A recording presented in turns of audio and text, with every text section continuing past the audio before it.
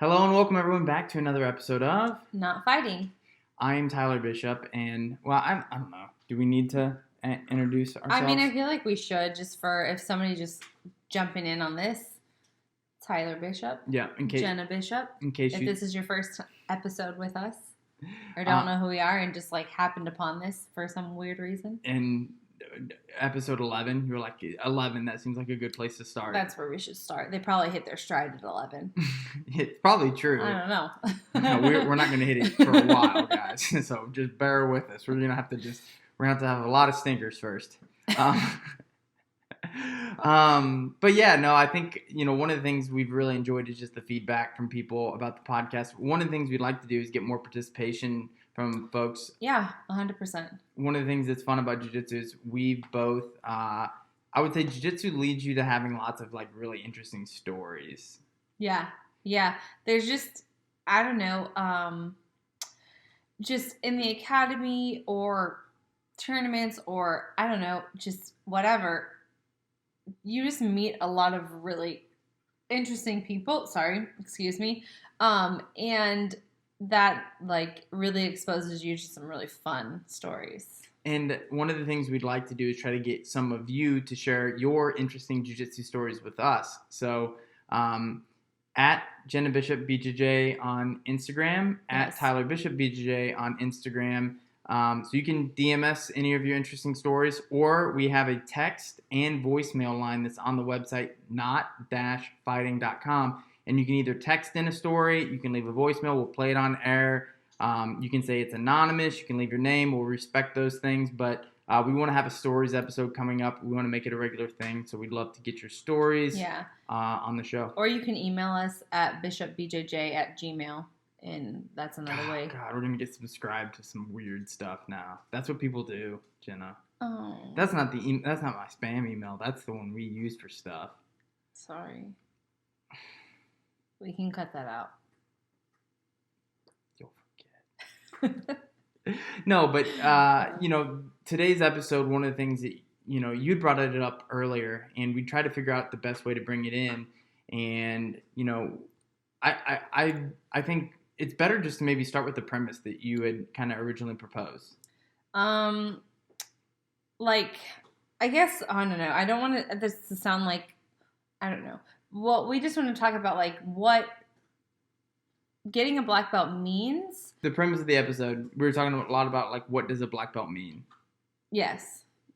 Like what does it mean? And, I think there's a lot of things that entails. I think the journey to black belt is so different for everyone.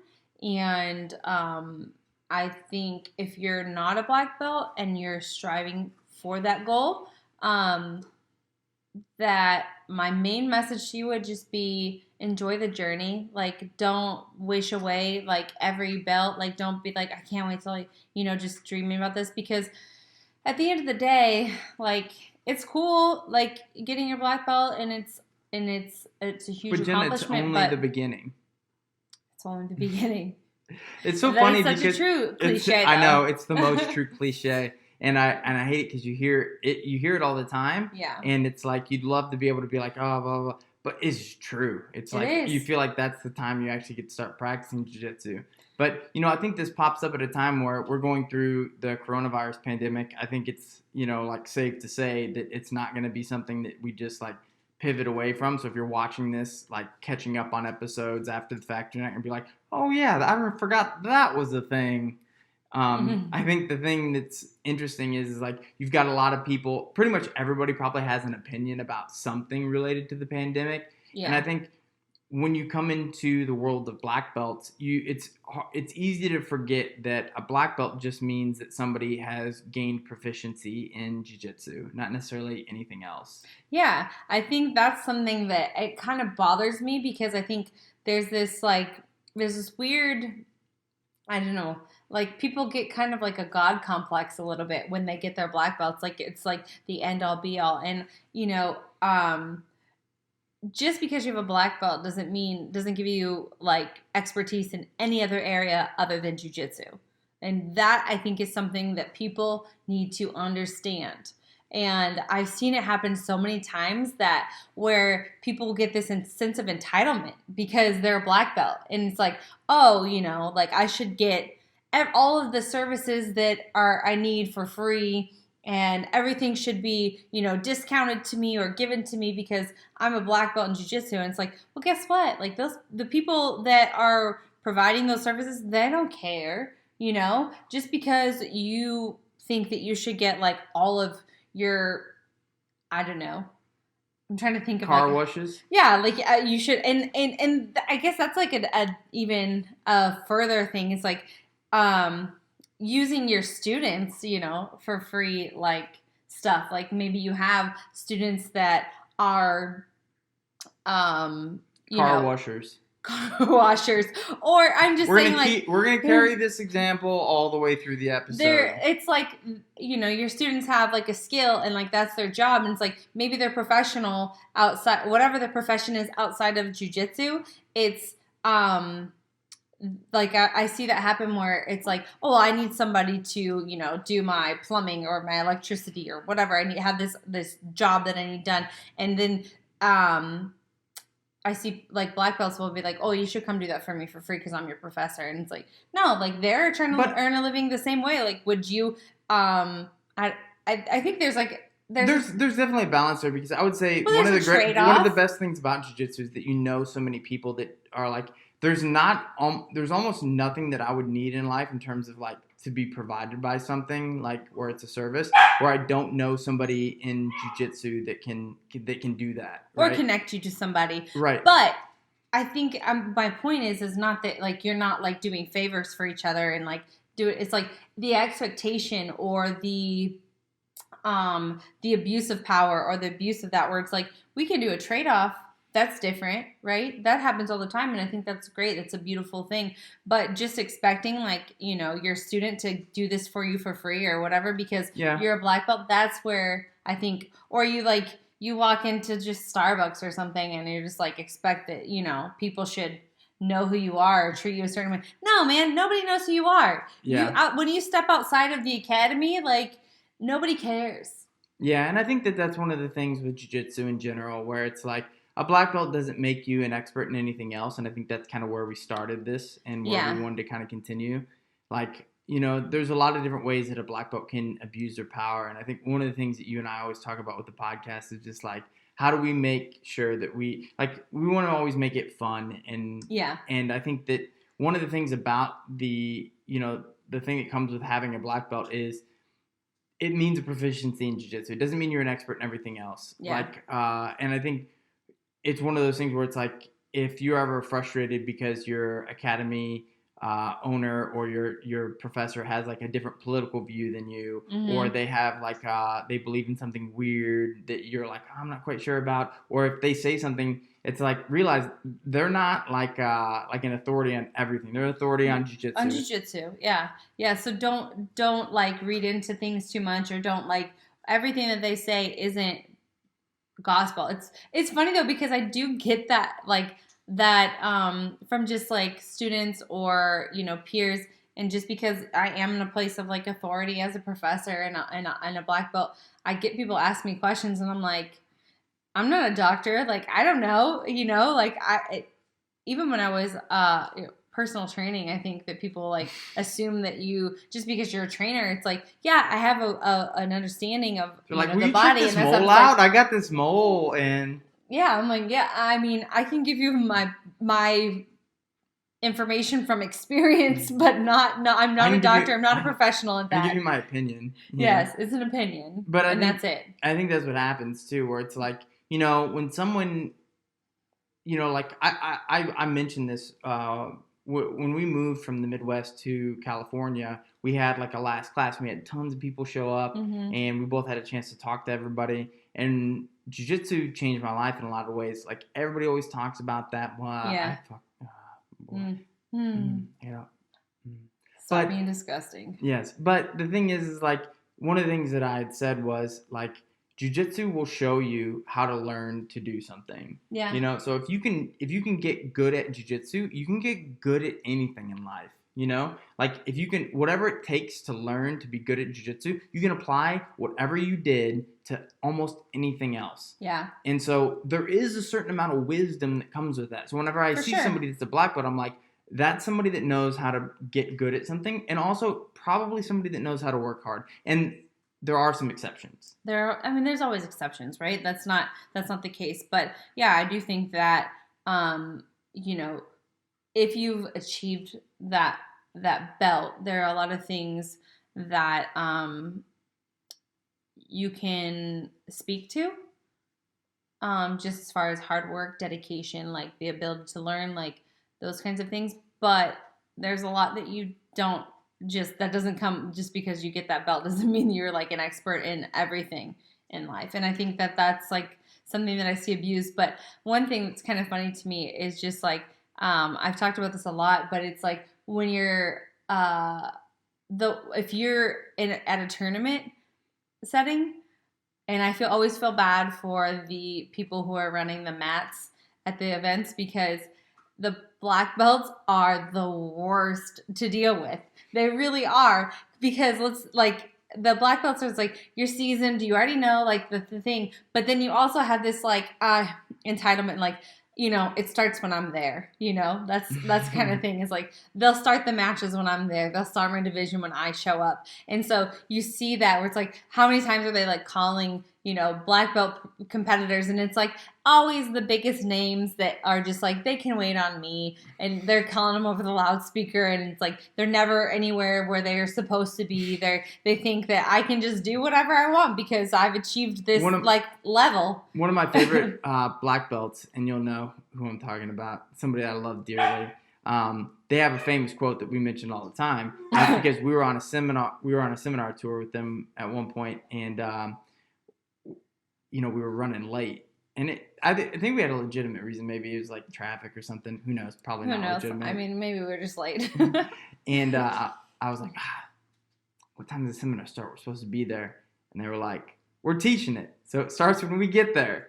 And I was like, yeah, it does start when we get there. And I do think that there's a certain amount of like, within reason, there's a certain amount of privilege that you can have at black belt. Oh, for sure. Like, you've paid your dues in a lot of respects, and I think that's one of the things that's missed a lot of times. Yeah, like, we can skip the warm-ups, okay? Like, I've done the warm-ups.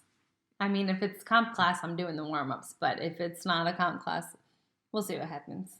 The thing is like, when you're a black belt, you have paid your dues on the mats. And I think that's one of the areas where you have to respect that. And one of my mentors in jiu-jitsu is David Adib. And David always said, the belt is a way of helping people on the mat understand what people know. And I think that that's a really great way of understanding like what a belt means. And that's kind of like the broader premise of the episode is like to kind of talk about like, what does it mean to have a belt in jiu-jitsu? And I think, your point about like black belts having a lot of entitlement of like, a black belt means I'm an expert, or it means it's somebody that I'm an authority. It's like, no. Black belt in and of itself means a proficiency in jiu-jitsu. Yeah. Now, a professor, a teacher, like you have additional responsibilities. For sure. But it doesn't necessarily make you an expert in the coronavirus or Bitcoin. It's true. That's very true. And that's the one thing that is so great about jiu-jitsu is that you do get to encounter so many different types of people. So you'll be on the mat, and I think that's why it's kind of silly. It's like when I'm on the mat, I feel comfortable because that's my place of expertise. That's where I thrive, right? But if I'm out in a different setting, let's say, I'm out with friends, it's like there's going to be doctors and lawyers and like just different professionals that are in these like big corporate settings, and you can have people who are just if you were just to like talk about like standings within like social thing, I don't know where you're going with that. My words aren't your words aren't good there right now. The thing is like I would say just in general, like everybody has their own level of expertise, and I think one of the things to remember is that like when you get on the mats, it's like that you're in that domain. If I go to a doctor's office, and I think this is kind of what you're talking about, It's like if I go to a doctor's office and I'm a black belt in jiu-jitsu, and my student who's a doctor comes in, and they're like, yeah, I think you've got your appendix burst, so we're going to need to operate. The black belt like can't just be like, oh, no, you're wrong here. I'm pretty sure it's loose tooth. We're getting into dentistry here. Why'd you go way to the off doctor? It's like the one example I could pick that's like not relevant. Anyway, this is why this is a perfect example of black belt in jiu-jitsu, but doesn't understand biology even, or just general, like, if your tooth hurts, don't go to a doctor, go to a dentist. That's why he has me. I haven't been to a dentist in like 5 years. You were supposed to, and then the coronavirus. I know. I had an appointment on like March 30th, and then I got like an email like as soon as things got locked down. And I was like, oh man, my teeth. I'm gonna have no teeth. Speaking of which, I mean, I think it's a miracle that my teeth, like none of them got knocked out or anything. When you think about the time that you've been doing jiu-jitsu and the number of people that I know that have got like teeth knocked out on an accident, it's a miracle. And I never wear a mouth guard. I wear one for like 2 weeks after a friend gets her teeth knocked out, and then then I stopped wearing it again.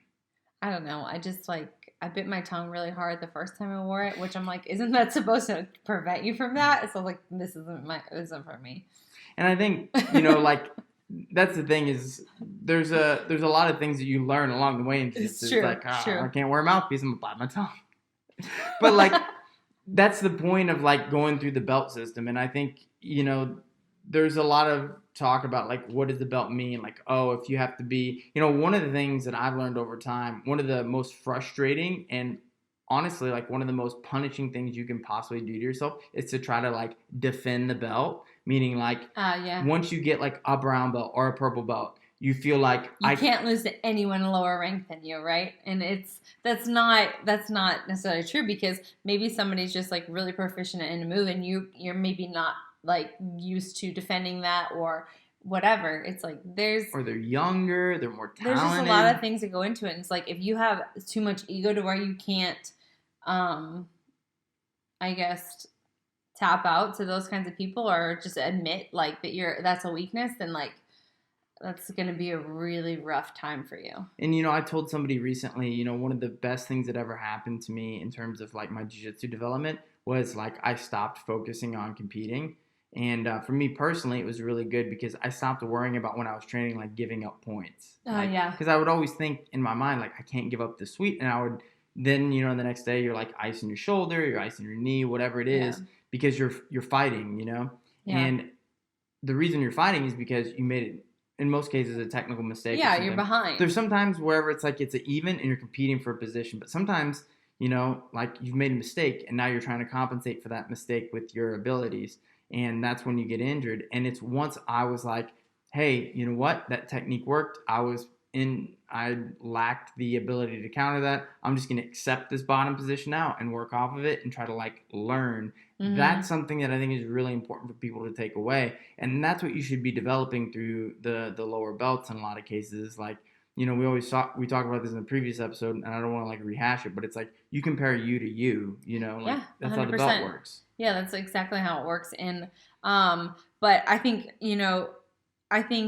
just being in the game long enough, and then also being in a position where I've been teaching for a while and I've gotten to watch people get promoted and watch people grow, and it's fun. But I think one of the most exciting promotions to watch is somebody getting their first stripe on their white belt.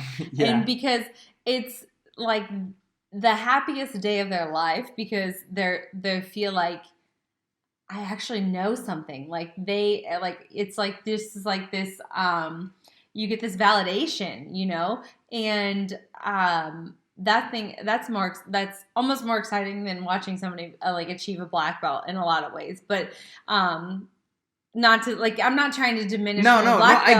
I agree. It's just it's so much fun to watch, because it's like the newness of the sport. It's like they just started training. You have all the excitement because everything's brand new and you're just so pumped about it. And then to get that first stripe, you're just like, yeah, it's like they're so it's proud. The first and win. It's like this big win. And it's like when you first start jiu-jitsu, you suck. And then it's nothing but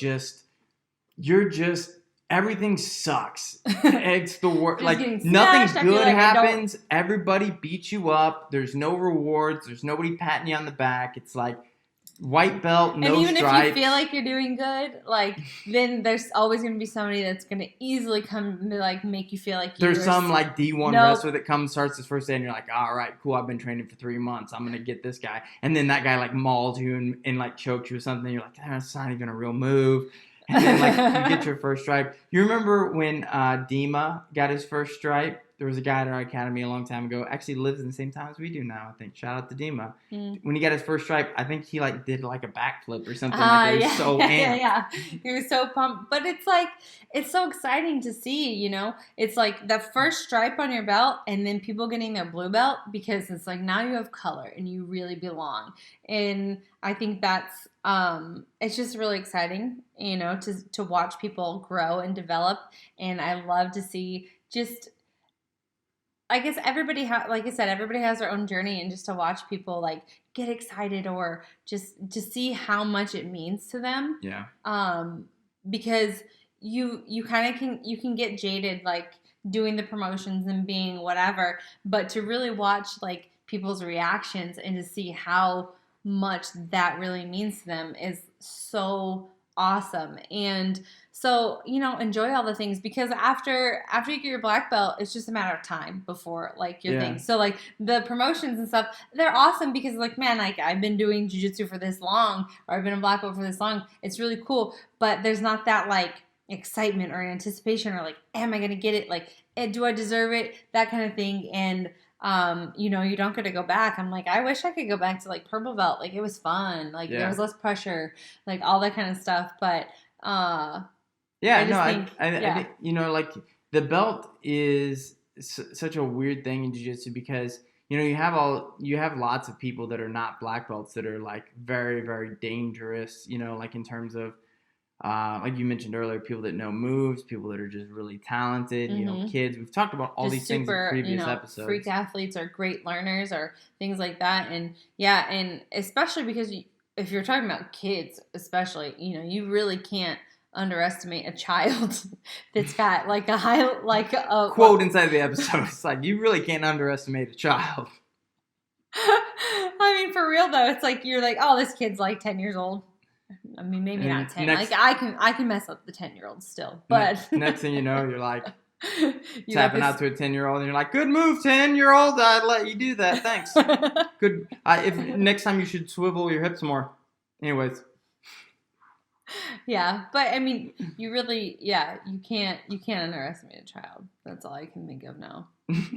The thing is like when you are like coming up and you have all these talented people and stuff like that, like you were mentioning earlier, it's like I remember, you know, at each belt, I had like somebody in my mind that I would think of as like, when I started, that person was a purple belt. So, you know, like that's my, like, that's like your like level you need to be at. Yeah, like belt, also that like that's my perception of like what a purple belt is, or what a blue belt is. You know, like I remember when I started, there was no other blue belts around. A blue belt to me was like, you're an expert. There was very few in the Midwest. You know. Yeah.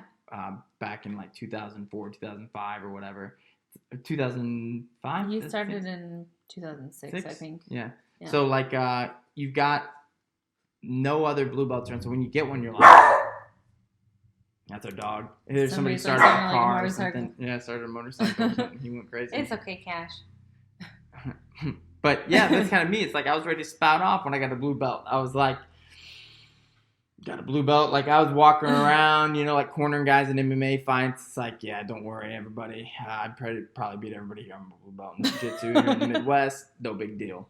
And then, you know, like once you get a purple belt, like purple belts, there was like 2 in the, you know, like where we were from at the time, whenever.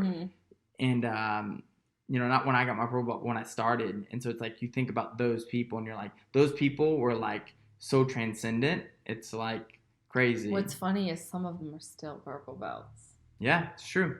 And that's the thing. And that's just life. That's not like a knock on their skill or anything like that. It's like you quit for a little bit, you come back, like you just kind of get, you know, life happens. Yeah, and that's what's crazy. Like the Midwest, I feel like gives you such a great breadth of knowledge, like where we came from, like the era that we came up in, because you got to see like how belts evolve, like the way that people thought about them, and then also just like how little they could mean in certain instances too, where it's like I remember being at the Pan Ams when I was a white belt, and JWR, our professor at the time, grabbed me and he's like, "Hey, there's a guy in your division, and he's like, if you fight him, I want you to watch your legs, because the guy's been fighting. He's been training for 15 years, and he's like, he's got really good leg locks, but he's a white belt in jiu-jitsu." I was like, "How does that happen?" He's like, "He's from some rural part of Missouri, and he's like, he's actually pretty good, but he's just never actually had a real jiu-jitsu academy." Sure enough, like years later, I would referee a match. I think it was probably a purple belt or a brown belt or something, and this dude is fighting a black belt in a tournament, and he's beating the black belt, and like you can see the black belt students like being like, he's losing to this white belt, and it was a tournament too where it was no-gi, and the dude that like didn't have a belt in jiu-jitsu, he's basically just a white belt, he wore a gi, and the black belt didn't wear a gi. And that's so weird. And ultimately the black belt, and I'll tell you who it was whenever we're done with this. The black belt ended up winning at the very end with a collar choke, but the white belt like had beat him the whole time, was up on a gobble point, and it was almost like the white belt like just didn't believe they deserved to win and kind of quit. Yeah.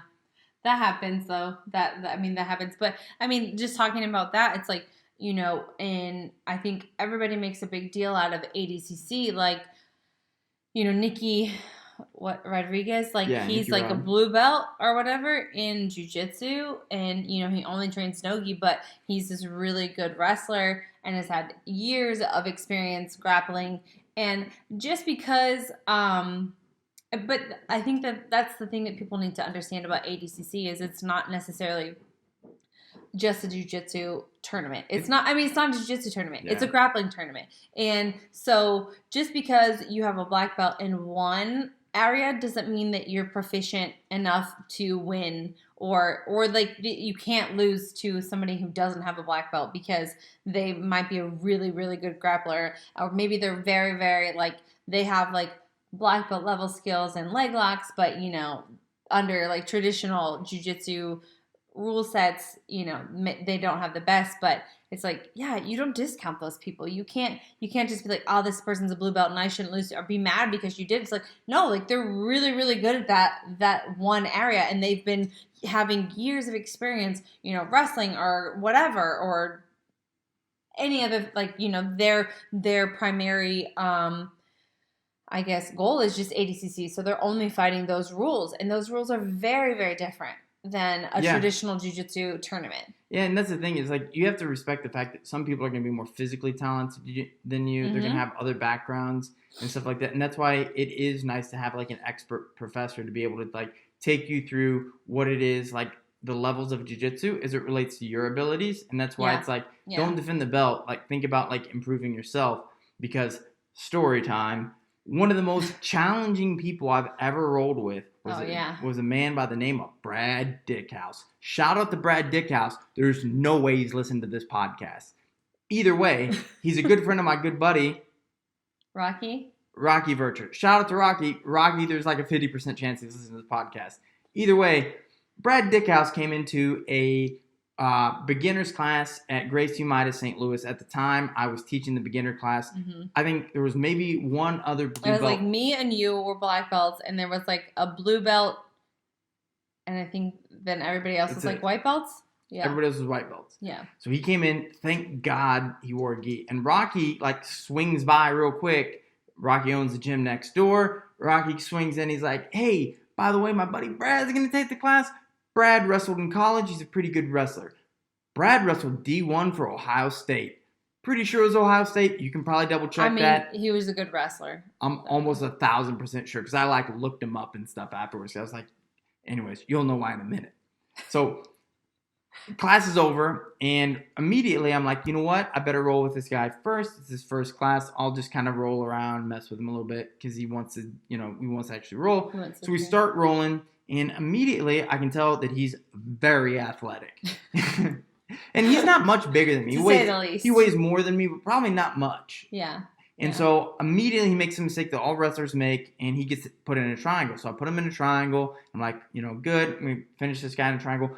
He reaches with his free arm, and he puts me in a headlock from inside of the triangle. And I immediately almost go unconscious. It's like I can see the world shrinking around me, and I'm like, I have to get this guy off of me. He's in my triangle, and I'm like, I have to get him off me, or he's going to put me unconscious. So I use all the strength in my legs to push him off of me while he's in the triangle. And then I think it's like a 5, maybe 6 minute round. At the very end is me just basically struggling to contain this guy. I take him over the top and I land and mount. And as he basically stands up with me over his head, I armbar him. Just doing like a Turkish and get up. It's like a miracle armbar, like Fedor and Hongman Choi. Shout out to anybody that's familiar with that old school Pride match. And so I'm like, oh my God, this guy's incredible. Oh my God. And so then I let him roll with the one blue belt in class. I'm watching as I'm kind of rolling around with some of the other white belts as this guy basically chokes this blue belt unconscious from every position just with headlocks. And I'm like, I can't let him roll with anybody else. This is it's like a fundamentals class and you're trying to protect, you watch it happen and you're like, oh no, he's very, very proficient in grappling. So at this point, I'm like, I wasn't planning on rolling much today. Yeah. And now I'm going to have to roll with this guy again. So I'm like, Brad, do you want to roll again? And he's like, yep. And you can tell, he's like, I got to figure out what I did wrong the first time. And sure enough, it goes about the exact same as it does the first time, where it's at the very end, I take him over the top, land and mount, catch him in an armbar as he's basically doing a Turkish get up with me in his arm. And Brad never came back to another class, and I came back to Rocky afterwards, and I was like, Rocky, what happened? He's like, he thought he wasn't very good at it. He said you beat him up pretty bad. And I was like, he is the most talented person I've ever seen on their first day. And I think, I tell that story to people all the time because the point is basically it's listen, you can't have too much pride, even being a black belt. Oh, yeah, for sure. You got to be humble, You have to be humble. And I think that that's the thing that I want, I think that people should understand as you go through the ranks is make sure that you stay humble because there's always somebody that's going to come along and can surprise you.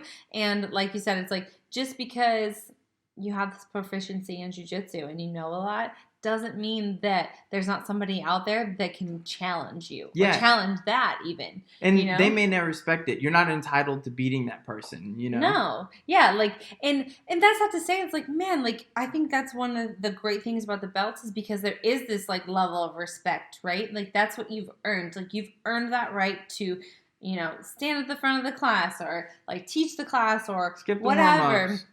Yeah, you've earned a lot of things because you've put in the time and you've done free that waters. thing. Maybe not all people. Not everybody gets free waters. We don't have water. Well, anyways, it'd be cool if you got free waters. We have an alkaline fountain, so it's not a big deal. It's nice. I mean, not to brag. Alliance San Diego, shout out.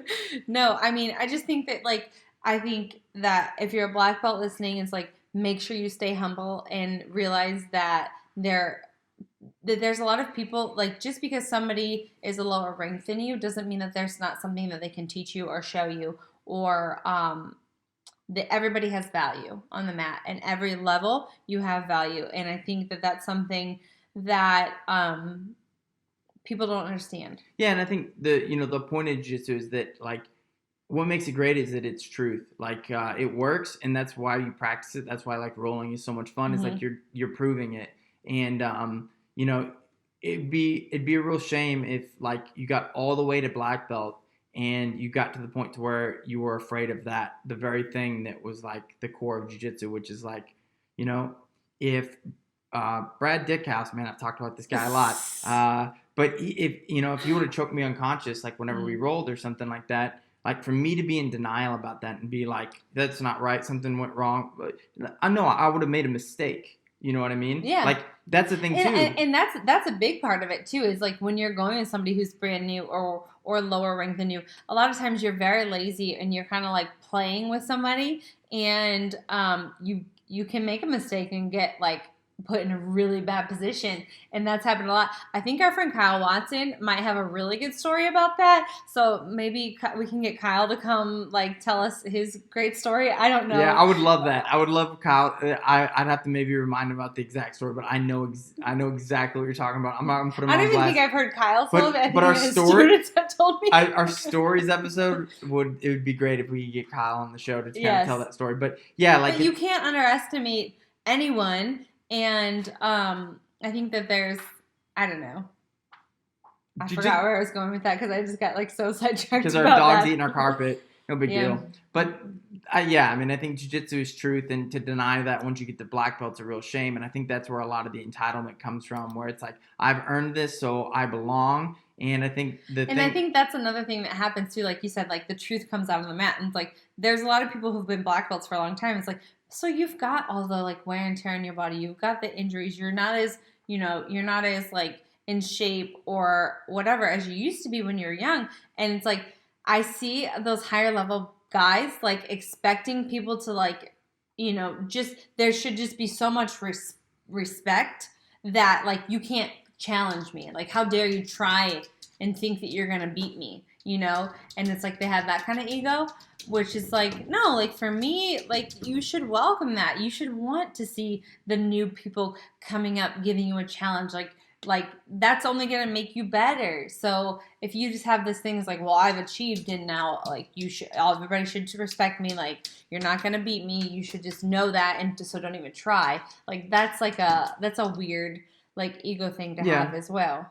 Yeah, and I think we'll probably leave it there. The process of getting to a black belt is educational, and there's no reason why it needs to stop being that way. And I think you do yourself a disservice if you decide at some point like you're just entitled to the journey, and everybody should just do things for you. Oh yeah, yeah, like you don't have to work anymore. I mean, that's when the work starts, I feel like that's just when the beginning. Does. Remember, it's just the beginning. It's just the beginning, people. And we're actually at the end of this podcast, and thank God, because our dog is eating our carpet. He's going crazy. If you've seen him, he likes to paw at the window and then also lick it. If you want to follow our dog, Cash the Shiba Inu. So all three of you that are like interested in that, and the rest of you are like, why he's are they like making out with the glass door right now. That's what he does. Because he thinks it's another dog on the other side. Anyways, he's smart, guys. He's smart. Thanks everybody for watching another episode of Not Fighting.